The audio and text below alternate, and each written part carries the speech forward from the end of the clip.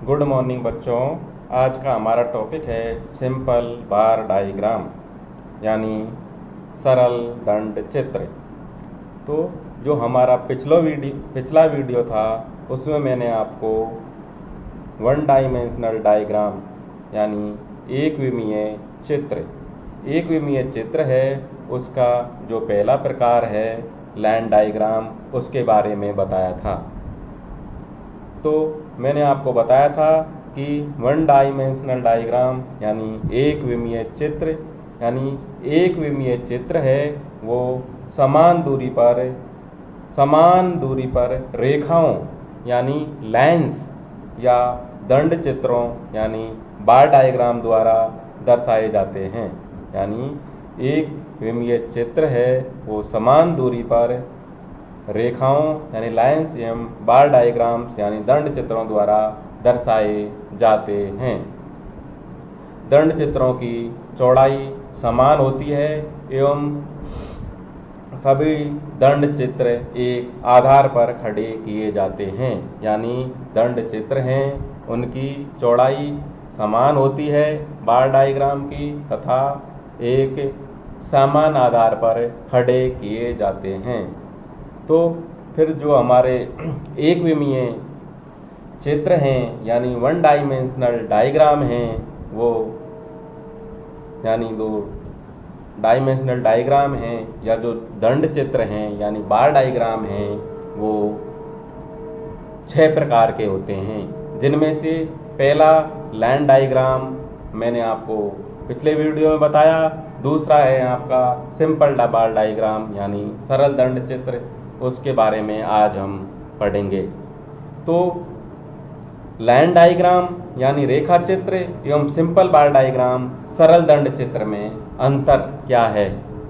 तो हम देखते हैं कि जब मदों की संख्या अधिक होने पर हम रेखा चित्र यानी लाइन डायग्राम का उपयोग करते हैं या किया जाता है।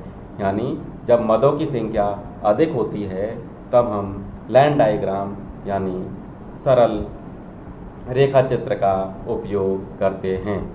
इसमें प्रत्येक मद के मूल्य को समान दूरी पर खड़ी रेखाओं द्वारा दर्शाया जाता है। यानी जो आपका लाइन डायग्राम है उसका उपयोग हम सबसे पहले जब करेंगे जब मदों की संख्या अधिक होती है। दूसरा, प्रत्येक मद के मूल्य को समान दूरी पर खड़ी लाइन या रेखा द्वारा दर्शाया जाता है। ये यहाँ आपका लाइन डायग्राम। और आज हमारा है सिंपल बार डायग्राम यानी सरल दंड चित्र। यानी जब मदों की संख्या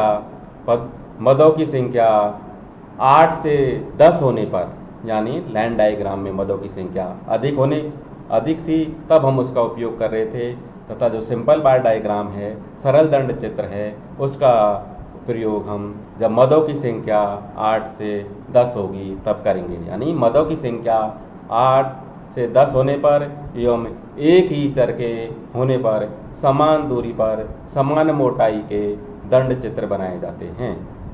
यानी इसमें जब मदों की संख्या 8 से 10 होने पर तथा एक ही चर के होने पर समान दूरी पर समान मोटाई के दंड चित्र बनाए जाते हैं।